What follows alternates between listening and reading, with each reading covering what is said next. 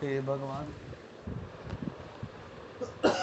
Class on करके छोड़ के चले गए सब। Yes mega,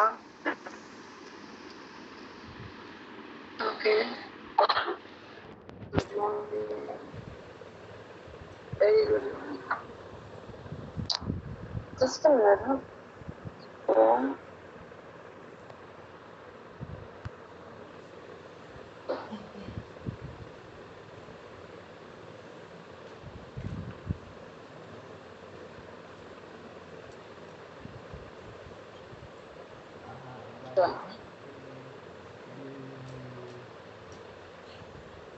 yes good morning all. चलिए अटेंड कर रहे हैं सब। तो मैंने सी सेक्शन में शायद डिस्कस नहीं किया, बी में तो मैंने कर लिया था, इसके आगे बढ़ गया था। बट थोड़ा बहुत मुझे लगता है कि बी में भी अच्छे दोबारा से थोड़ी सी रिवाइज हो जाए ना वाला भी तो न्यू ईयर ये तो पढ़ नहीं सकते। एनीवेज, सो ट्रेडिशनल और हमारी जो मॉडर्न अप्रोचेस हैं, हम इनके बारे में डिस्कस चीखते रहते हैं। जब पापा को ऑपरेशन हुआ था ना तो किसी की टांग कट गई थी या हॉस्पिटल। सो मैंने ये जो रेड बंदे की आवाज नहीं सुनी जाती जो हाईलाइट किए हुए हैं, these are basically very important and you have to read them very carefully. ये पेपर के purpose से these are very important and I must say traditional तो चलो फिर भी उनको आप 5 marks के according you can prepare for them, but management by objective, bars और 360 degree, these three are very important. इनको तो मतलब अच्छे से प्रिपेयर कर लो कि these are very important topics in performance appraisal. इन सबको हमें डिस्कस करना है वन बाय वन, एक बार देख लेते हैं सारे। ट्रेडिशनल से स्टार्ट करते हैं। सबसे पहले ट्रेडिशनल्स आर बेसिकली जो आपके ट्रेडिशनल टाइम पे यूज होते थे। Now in modern times modern methods of performance appraisal are being used, जैसे कि मैंने आपको बताया बास 360 degree and one more was there, it was what was it, नाम ही भूल गई, क्या नाम था, management by objective, yes it is MBO. So these three are basically the modern techniques, but in in modern scenario these approaches are used for performance appraisal, but traditionally which methods were used उनके बारे में बात कर लेते हैं। जैसे first is unstructured method, जिसमें कि there is an appraiser who is going to appraise the employee on the basis of his nature, attitude, aptitude and his personal traits. And see, always put this thing in mind, जितने भी traditional methods है ना उनमें almost सभी में आपको एक problem देखने को मिलेगी, और वो प्रॉब्लम इज हाईली सब्जेक्टिव है। ये सारे हाईली सब्जेक्टिव का मतलब है there is some sort of personal biasness in this. Highly subjective में क्या हो जाता है कि एक पर्सन की जो अपनी खुद की जजमेंट है ना, वो कहीं ना कहीं उसके रिजल्ट्स को इम्पैक्ट करेगी। जो अप्रेजर है, he is appraising the employee, but वो अपना ब्रेन यूज करके ही इज डूइंग दिस। अब suppose he is, let's say this is not your class, देख सकते हैं आगे वाले को कहूंगी वो असली देशभक्त है, हम असली देशभक्त नहीं है।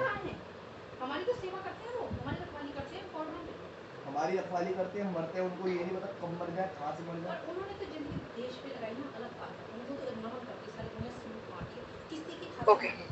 ये जो so what I was saying, highly subjectivity में आपका ये हो जाता है कि एक जो अप्रेजर है at the end of the day he is a person, a human, and a human is affected by his judgment. If he is making a judgment for an employee कि यार ये तो बहुत बातें करता है या फिर ये तो काम ही नहीं करता एंड अदर थिंग्स, अल्टीमेटली क्या होगा, उसकी वो जजमेंट कहीं ना कहीं इफेक्ट करेगी उसके रिजल्ट्स को। जो अप्रेजल उस एम्प्लॉय को देना चाह रहा है वो उसकी जजमेंट पे वो चीज इफेक्ट करेगी। ठीक है, तो दिस इज अनस्ट्रक्चर्ड मेथड, जहां पर जो अप्रेजर है वो एम्प्लॉय के बारे में, अप्रेजी के बारे में अपने व्यू पॉइंट्स रख रहा है। ठीक है ना, his impression, he is projecting his impression about the employee under appraisal in an unstructured method. मतलब there is no structure for it. He can write out the personal traits, then qualities, then abilities in any manner. All right, and he rates them according to his own, understanding or his own viewpoint. Now second is ranking method या फिर हम कहें straight ranking method. दुनिया भाग रही है, भागने दो. मैंने आप लोगों को बताया था ये आर्यन में, you must have heard about it, straight ranking method. तो बेसिकली यहाँ पर क्या होता है कि you have been given a rank, जो एम्प्लॉय है उसको रैंक दे दी जाती है, ठीक है ना. तो it is quite simple and old method, जहाँ पर जैसे आप लोगों को भी अगर कभी क्वेश्चनर भर रहे हो, आप लोगों को रेट करना इज वेरी, मतलब रैंकिंग करना is very easy for you, instead of reading out the whole question, reading out the whole answer options and then coming to the conclusion. तो आप लोगों के लिए थोड़ा सा प्रॉब्लमैटिक हो जाता है, राइट. Next देखिए, all the employees are evaluated by the appraiser considering their performance on the base and ranks are given. मतलब कि उनकी जो परफॉर्मेंस है उसको इवैल्यूएट करेगा and on the basis of which he is going to give the rank. जैसे कि अगर मैं बात करूं प्ले स्टोर की, प्ले स्टोर में देयर आर मेनी एप्स. उन एप्स को जब आप रेट करने लगते हो तो 5 स्टार रेटिंग उसमें अवेलेबल होती है, राइट. उन 5 में से आप कुछ भी उसको रेट दे सकते हो. एंड आप किस बेसिस पे रेटिंग देते हो? कोई ऐप अगर आपने यूज नहीं किया तो उसको थोड़ी आप रेट एक्सपर्ट है बंदा ऊपर. उसी ऐप को रेटिंग जो यूज किया है, राइट. तो एम्प्लॉय ने क्या काम किया है, and on that basis he is evaluating his performance and giving him the ranks accordingly. All right. The order of rating ranges from best to worst. So basically, he has to evaluate which employee falls under the best category and which employee falls under the worst category. All right. Just a moment. अच्छा, तेरे हिसाब से पापा गलत है? पापा ये बोलना है. So as you know, this method is also highly subjective. जैसे कि मैंने बताया ट्रेडिशनल में आपको highly subjective भी बहुत ज्यादा मिलेगी. अल्टीमेटली ना आप किससे पूछना चाह रहे हो? आप पूछना चाह रहे हो उसके इमीडिएट सुपरवाइजर से, the one who knows about it. But at the same time अगर मान लो एक एम्प्लॉय जो है वो चापलूसी जिसको बोलते हैं, क्या बोलते हैं उसको, बटरिंग.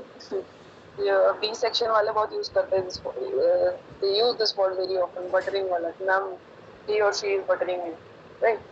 तो अल्टीमेटली ऑर्गेनाइजेशंस में भी तो यही होता है. एक एम्प्लॉय जो है अपने एम्प्लॉयर की बटरिंग करता है एंड समहाउ ही गेट्स गुड पॉइंट्स एंड वो जो है उसकी प्रमोशन वगैरह जो है it becomes very straightforward कि हाँ भाई उसने simply because he was highly subjective, he was thinking कि यार ये मेरे साथ अच्छा है, काम तो अच्छा ही करता होगा, तो मैंने उसको रैंकिंग अच्छी दे दी, ठीक है ना. उसको मैंने बेस्ट एम्प्लॉय बता दिया, but someone else deserved the best category award, right? But किसको मिला? वो मिला उस एम्प्लॉय को जो कि बटरिंग कर रहा था. Alright. So I don't appreciate such a behavior. So yes, let's move on further. So this method is also highly subjective and lacks fairness in assessing the real worth of an employee.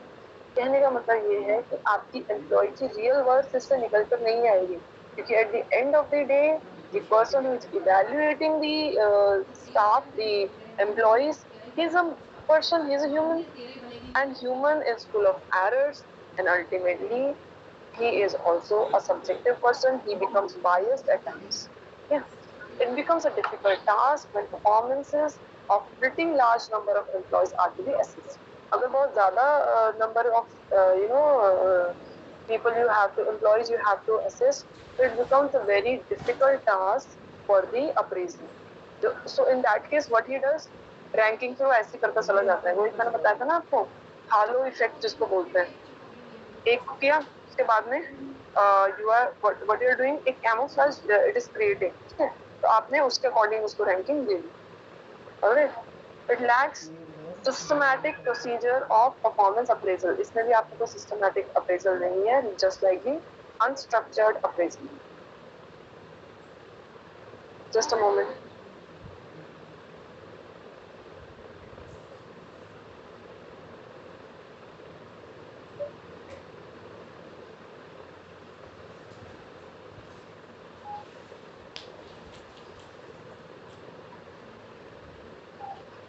All right. So next one is paired comparison. After straight ranking, we come towards paired comparison. देखो, जो straight ranking method है ना, उसको improve करके हमने क्या बनाया? We have made paired comparison method where what we are doing, we are going to compare the pairs. Means we have made a group of people and we are going to analyze those people on the basis of the groups that they belong to. Alright?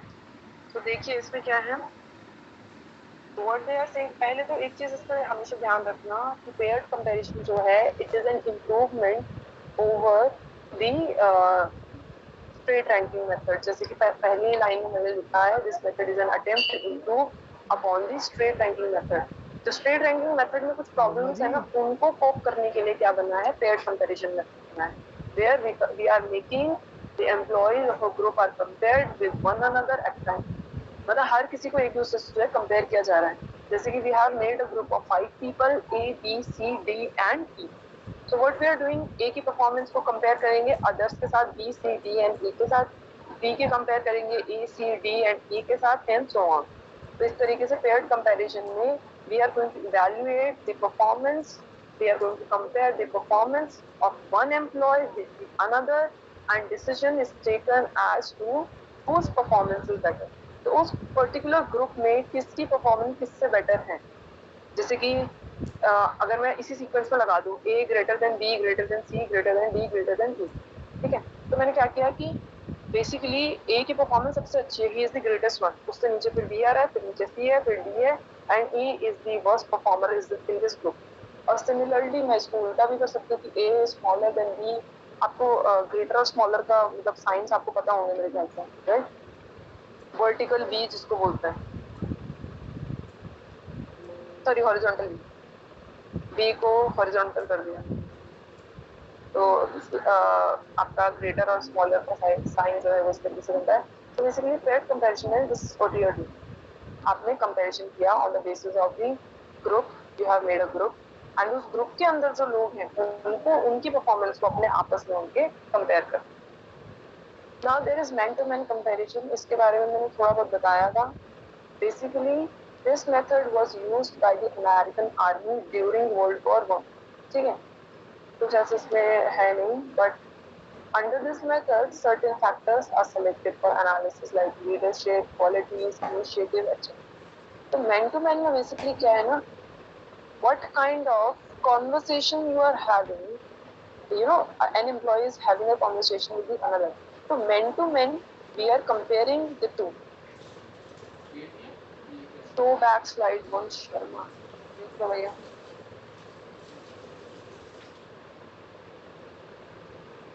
done. One Sharma. Should I move further? Okay. So I was talking about the man-to-man comparison, where what we are doing, we are going to evaluate on the basis of their leadership skills. कहने का मतलब ये how they are, you know, leading their groups, how they are communicating to the groups, and their qualities related to this leadership. I mean, what I am saying is the leadership qualities that they possess, the initiative that they are taking in the organization in order to, you know, implement something.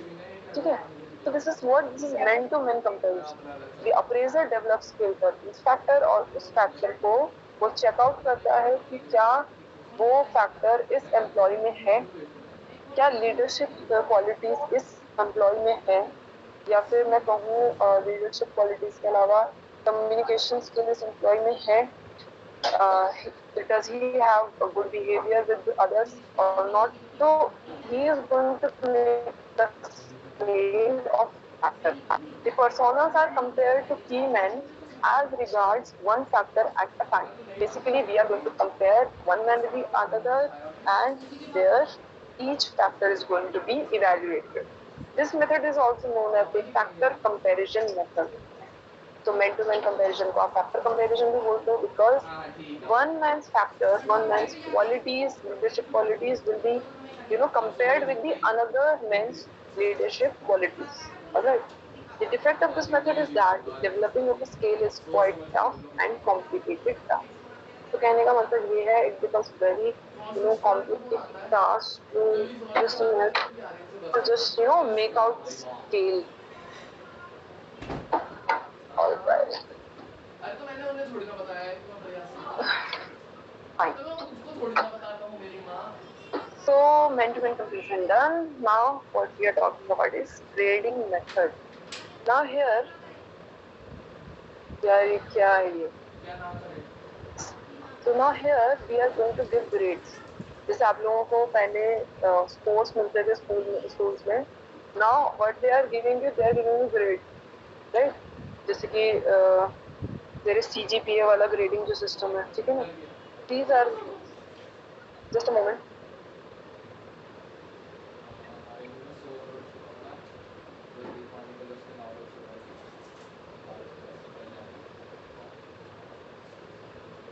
So basically यहाँ पर हम क्या कर रहे हैं, we are going to create grading like second उसमें देखो आप स्टेप में these अच्छा ऊपर जो बेसिकली पहले ऊपर की बात कर लेते हैं. ऊपर क्या कर रहे हो, you are making certain categories. आप पहले कैटेगरीज बना दे रहे हो कि on these categories we are going to evaluate the person. जैसे कि अगर आपने अपना 10th की मार्कशीट अगर देखी है तो सीबीएसई से आती है, जो सीबीएसई बोर्ड वाले हैं, अगर उन्होंने अपनी 10th की मार्कशीट देखी हो तो आपके बिहेवियर के भी कुछ मतलब रैंकिंग इन्होंने करी हुई होती है, ग्रेड्स दे रखे होते हैं कि परफॉर्मेंस कैसी थी, ए ग्रेड करके दे दिया. इंग्लिश स्पीकिंग ऐसी है, उसमें ए ग्रेड दे दिया. फिर उसके बाद बिहेवियर कैसा है, बी दे दिया. ठीक है, तो these are the things. So these selected categories are well-defined categories, including grade A for outstanding, B for very good, C for average, D for poor, and E for बिल्कुल worst वाली category. ठीक है. So these grades are based on certain selected features of employees such as knowledge, judgment, analytical skills, abilities, leadership qualities, self-expression, etc. तो देखो जो ranking वाला scale था, जो ग्रेडिंग वाला है, इसमें ज्यादा कुछ फर्क नहीं है. But what we are doing is we are creating the categories and हमने कुछ ग्रेडिंग दे दी है और उन ग्रेडिंग्स की कुछ वैल्यू है. Like A has outstanding and B has very good. ठीक है ना? तो रैंकिंग वाले में क्या था, you are just providing the ranks. I hope it is clear to all of you. Tell me in the chat box if the difference between grading and ranking is clear to you.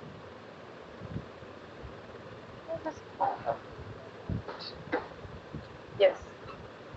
Anyone on chat box? If it is not, then tell me.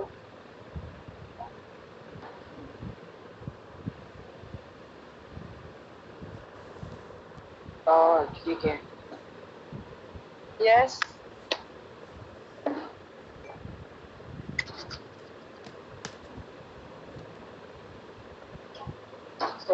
So, ma'am, please repeat the question. Question is, जो मैं अभी screen पे आपको दिख रहा होगा, grading method and second one जो मैंने अभी पीछे कराया था आपको, rating ranking, straight ranking method और ग्रेडिंग मेथड, इन दोनों का फर्क समझ आया जो अभी मैंने बताया था?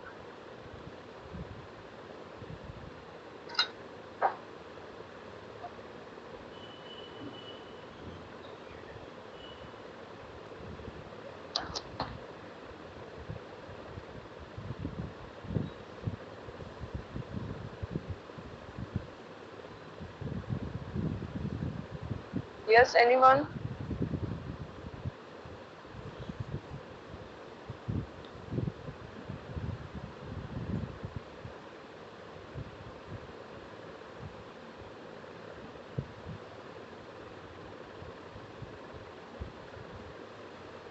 नहीं आया तो बता दो. It's okay to say no sometimes. हाँ जी.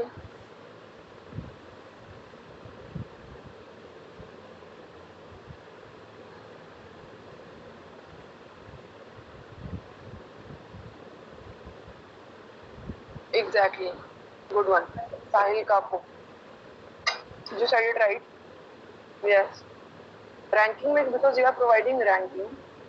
एक रैंक पे जो है दूसरा रैंक पे नहीं हो सकता. बट ग्रेडिंग में क्या है, ग्रेड तो आप देखो, जैसे मैं नॉलेज की बात करूँ, एक इंसान के पास अगर नॉलेज है तो थोड़ी के सामने वाले के पास उतनी ही नॉलेज हो या फिर उतनी हो भी सकती है। तो ग्रेडिंग में सेम कैटेगरी में फॉल कर भी सकता है, नहीं भी कर सकता है, बट रैंकिंग में you are providing a rank, someone should be superior to another, so ranking accordingly होगा। all right, just a moment.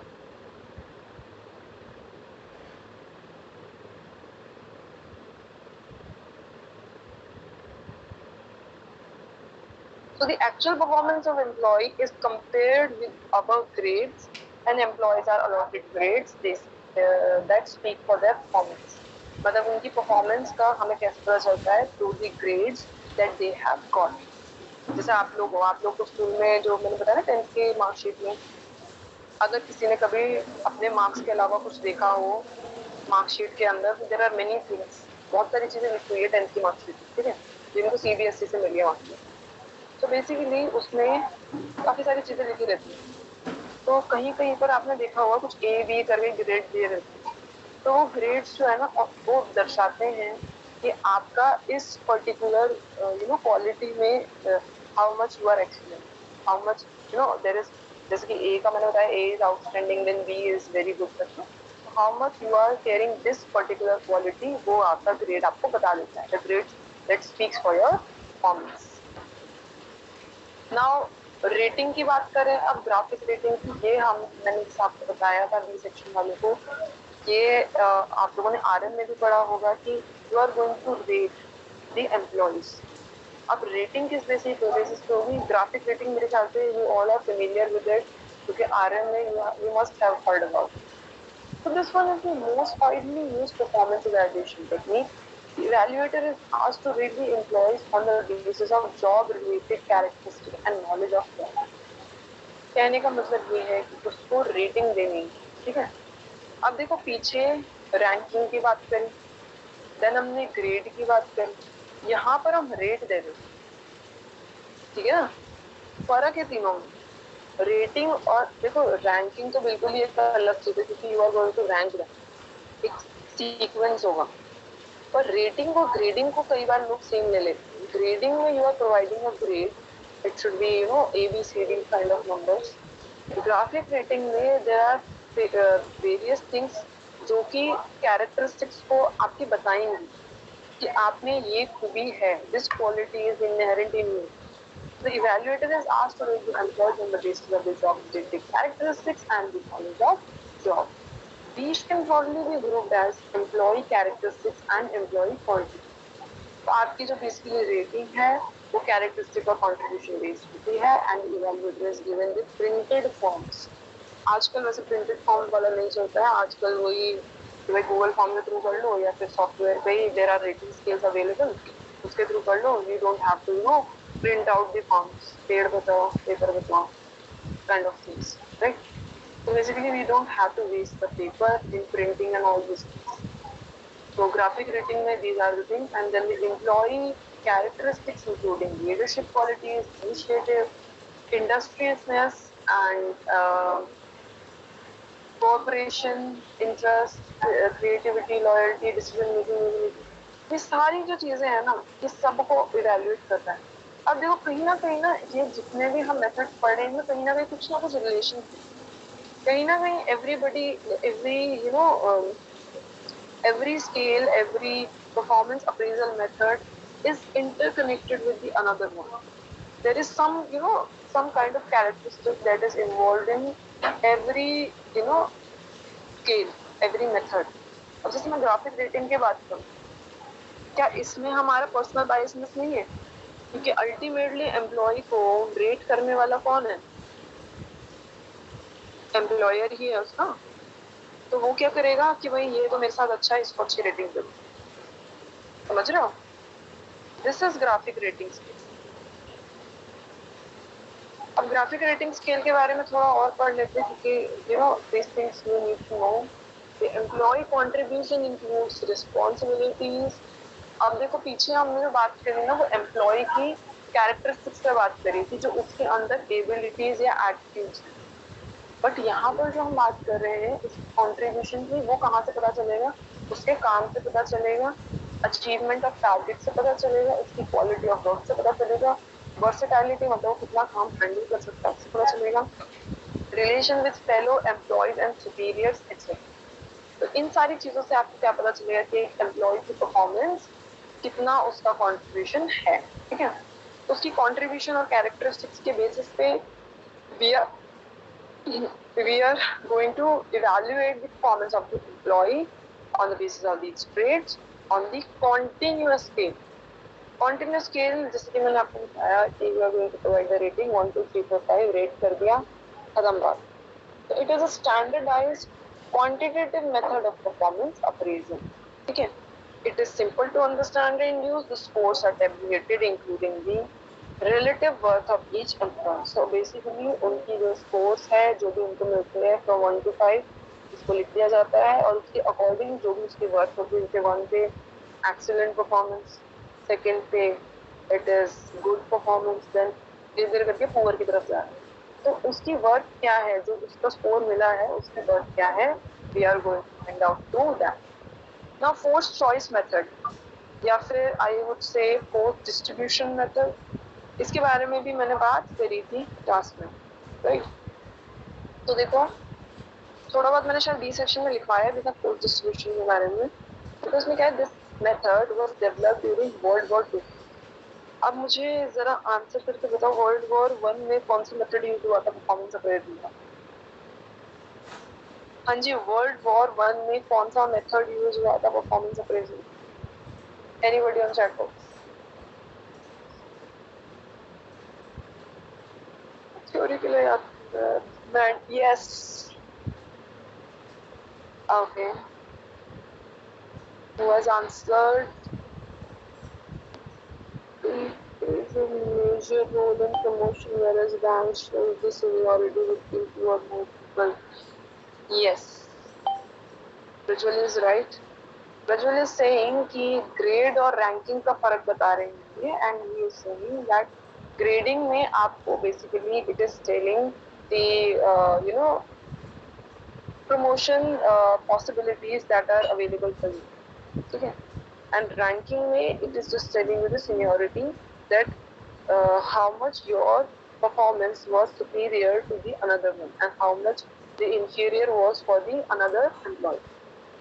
अब वंश Sharma said it right, man to man comparison method जो था वो हमारा वर्ल्ड वॉर 1 में use हुआ था। टाइम्स आपको it was not ranking, it was man to man comparison जो आपका वर्ल्ड वॉर 1 में हुआ था। सी, so man-to-man comparison method it was used during World War I by the American Army. And जो हमारा force distribution है it is also used by the American Army but during World War II. Alright. तो अब इसमें हमारा क्या है? Just a moment. तो इसमें the evaluators have the tendency to rate the performance as high, moderate और low. तो ये तीन है, इसके बेसिस पे you have to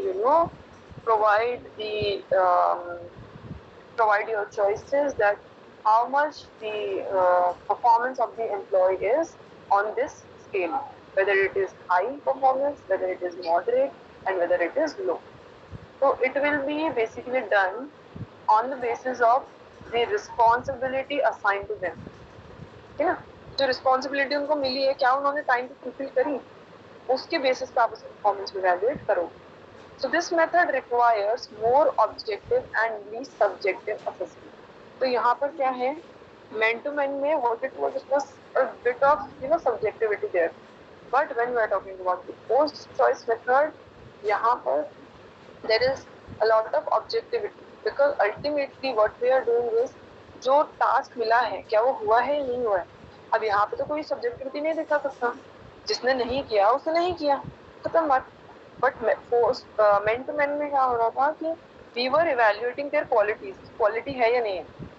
अब मैंने जैसे आप लोगों को फर्क बताया था कि एक पर्सन में क्वालिटी तो है पर वो काम अच्छे से नहीं कर रहे हैं। अब मैन टू मैन में क्या क्वालिटी को ही आप जज कर रहे हैं पर काम अगर अच्छे से नहीं कर रहे हैं ना तो पोस्ट चॉइस में आपको पता चल जाएगा कि यहाँ पे we are analysing the the responsibility that you have been given, and have you fulfilled those responsibilities, the work assigned to you, have you fulfilled that? वो आप पता करोगे किससे? पोस्ट चॉइस मेथड से.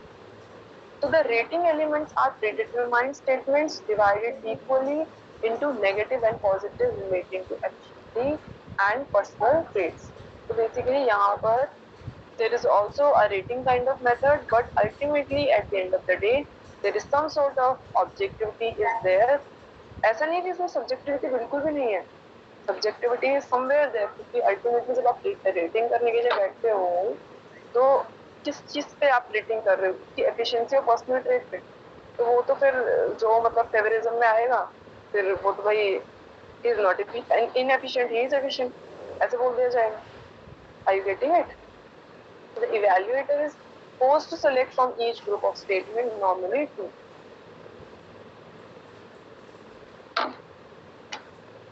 So basically he has to select between the two groups जो हमारी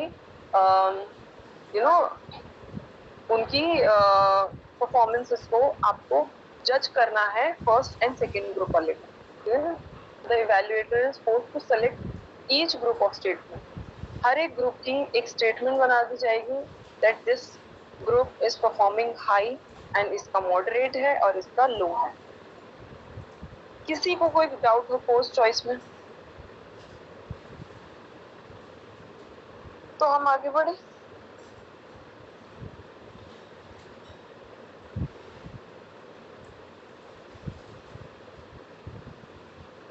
हाँ जी, आज मेरा एड ऑन कोर्स ज्वाइन कर लेना अगर कोई सुन रहा है. It will be a fun session and at the end there is a quiz actually, assessment. आप लोगों को फिर मार्क्स उस बेसिस पे मिलेंगे. 10 मार्क्स का quiz होगा at the end. चलो. Tell me if it is clear.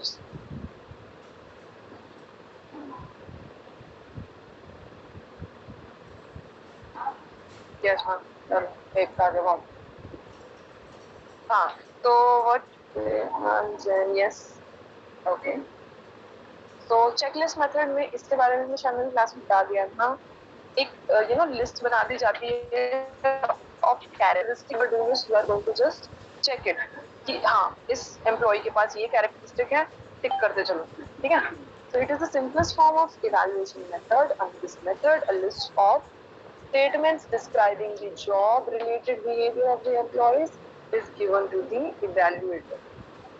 मतलब कि उसमें एक स्टेटमेंट, एक लिस्ट ऑफ स्टेटमेंट दे दी जाएगी जिसमें उनके बिहेवियर को जज करने का तरीका दिया जाए. ठीक है. जैसे कि does this person possess leadership quality?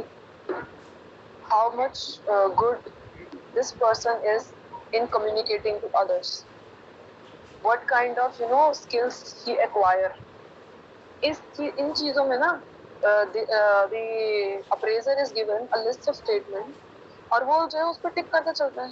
तो चेकलिस्ट में you are just putting a check on the characteristics that the employee acquires. ठीक है. If the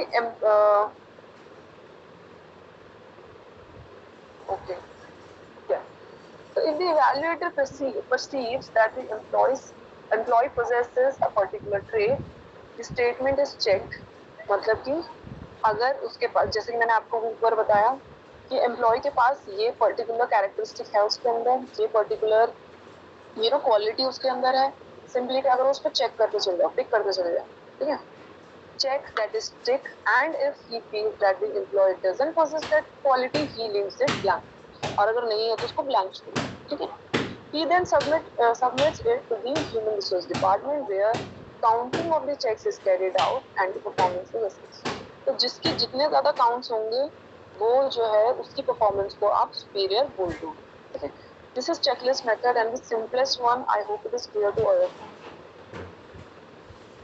Now, if I see free essay method, ये सबसे ज्यादा टाइम कंज्यूमिंग होता है क्योंकि यहाँ पर क्या है, इतने सारे एम्प्लॉयज है. अब अप्रेजर को क्या करना है, एक फ्री ऐसे बनाना है. फ्री ऐसे का मतलब है there is no word limit given to him. जितना लिखना है लिख डालो एम्प्लॉय के बारे में जो भी यू थिंक कि इसके अंदर कुछ है. ठीक है. तो under this method no quantity approach is undertaken. तो क्वांटिटी रिलेटेड नहीं है. This is for completely quality related. He's going to write down whether the employee possesses the particular quality, particular trait or not. It is an open-ended appraisal of employees. Open-ended है देखो. अभी तक पीछे हमने जितने भी methods पढ़े they were close-ended. Close-ended or open-ended. I hope it is you all know what it is. Yes.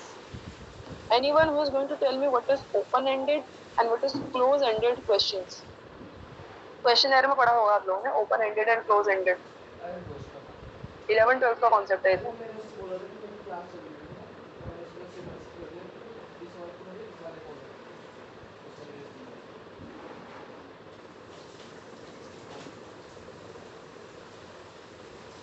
No one?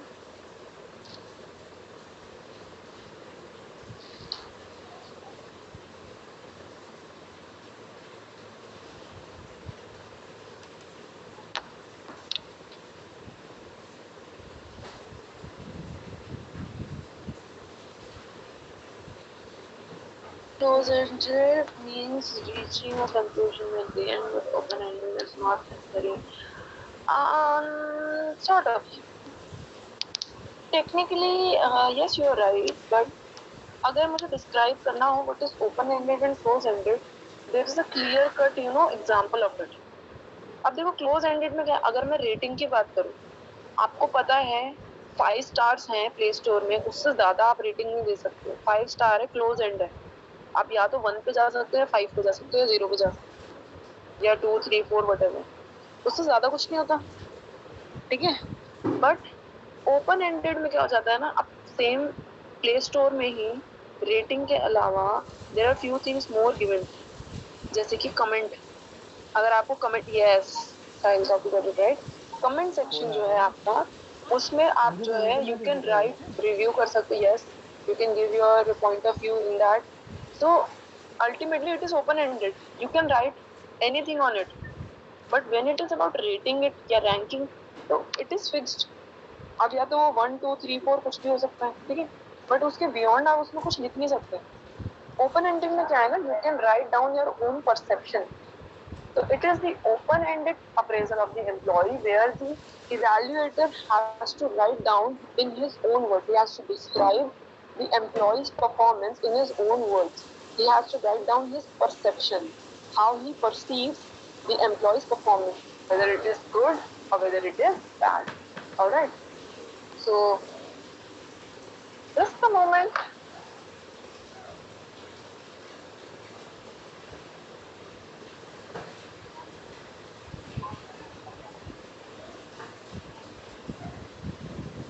Join करके बैठो और यहाँ रखे हो,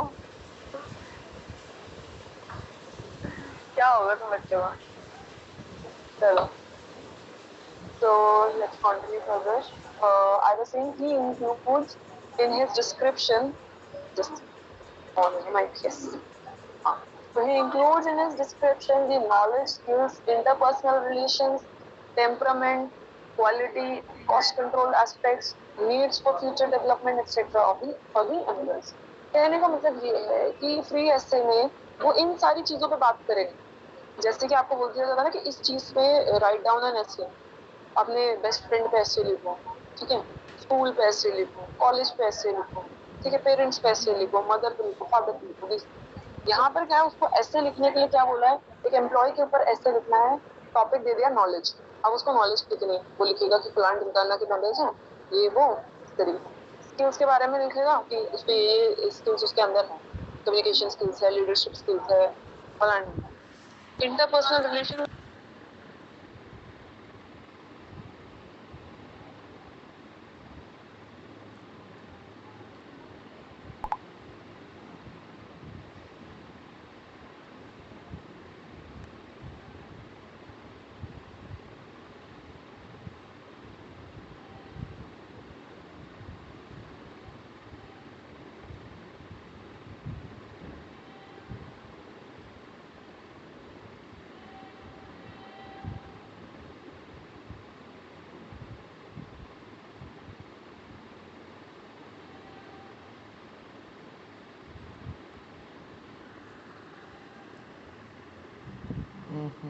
है कि एक एम्प्लॉय को आपने कुछ इंसिडेंट्स दिए and he has to perform those incidents.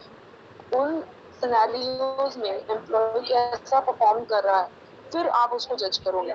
देखो इसमें क्या, under this method the performance of the worker is rated on the basis of certain events that occur during the performance. तो वो जो इंसिडेंट्स हुए, जो इवेंट्स हुए, उनके बेसिस पे उसकी परफॉर्मेंस को we are going to evaluate. अब the job evaluation is based on key incidents. मतलब कि हर इंसिडेंट को आप इवैल्यूएट तो नहीं कर सकते, कुछ की इंसिडेंट्स होंगे कि यार ये जब हुआ तब ये बंदा क्या कर रहा था। मान लो जैसे कि कॉलेज में झगड़ा हुआ, अब मैं बात करूँ क्लास नाइन्थ वाला है, आई गेस ना। यस, सो क्रिटिकल इंसिडेंट्स में what we are saying here is कि व्हेन जस्ट अ मोमेंट,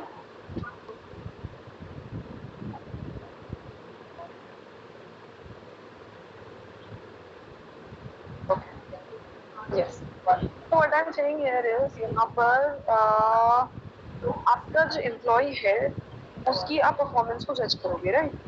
अब जैसे मैंने बोला कि कॉलेज में झगड़ा हुआ, तो जब झगड़ा हो रहा था, जिस क्लास में झगड़ा हो रहा था उस क्लास का सीआर क्या कर रहा है।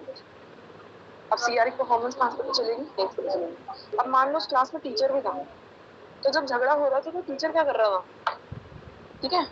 So these are the things कि कुछ मेजर इंसिडेंट्स हुए, उन मेजर इंसिडेंट्स को इवैल्यूएट किया जाएगा that what that person was doing at that. अब जैसे कि आप लोगों को पता कि कॉलेज में विजिट हुई थी, चैट की विजिट हुई थी परसों, ठीक है, 28 को। तो at that time what teachers were doing, what students were doing, तो ये क्या है, दिस इज क्रिटिकल इंसिडेंट कि at that time what a particular person is doing, we have to evaluate it. अब जैसे इतने सारे लोग हैं तो उनको इवैल्यूएट करने के लिए what we can do, we can use CCTV cameras, what this person was doing, analyse, ठीक है। So an emphasis is laid down on the behavior of the worker on the job, how that person is behaving on that particular key incident. Okay. His behavior is observed as to whether he becomes upset over the work, resists, cooperate with fellow workers, suggests an improvement in the method of work, etc. मतलब वो कि किस तरीके से वो contribute कर रहा है, we are going to critically identify all those incidents. Alright. So various such behaviors are recorded by the supervisors. तो जो supervisor है, जो management है, those are going to record what his subordinates, what the employees are ultimately doing, how they are performing. Alright.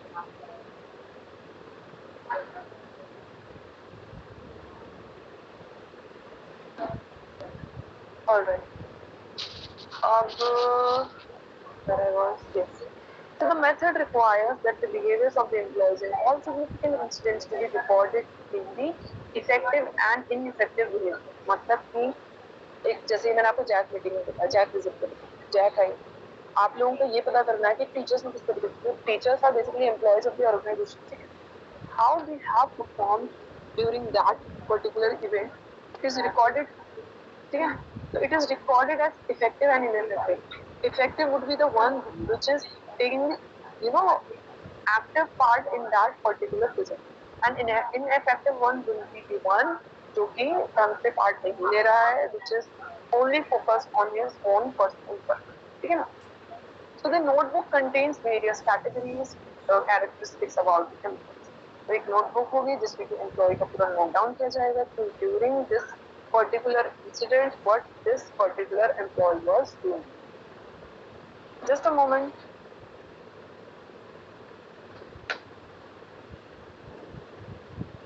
Okay. So next one is confidential report system. Now everybody must have heard about what is confidential. Tell me in the chat box if anybody knows what is confidential.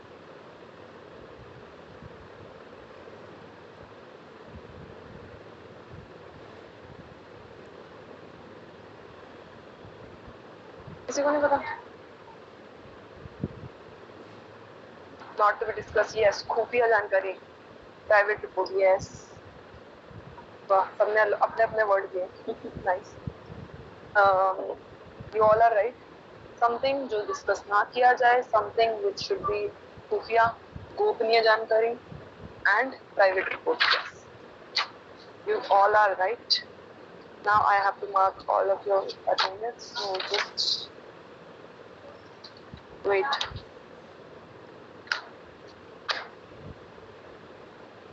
Okay. Interesting. Yeah. Yep. I'm going to, recite your names. So जिसका भी name आए, say present. Aditya. Present, ma'am. Yeah. Aditya D. Okay. Aditya Day. Okay. Yes. Nandini.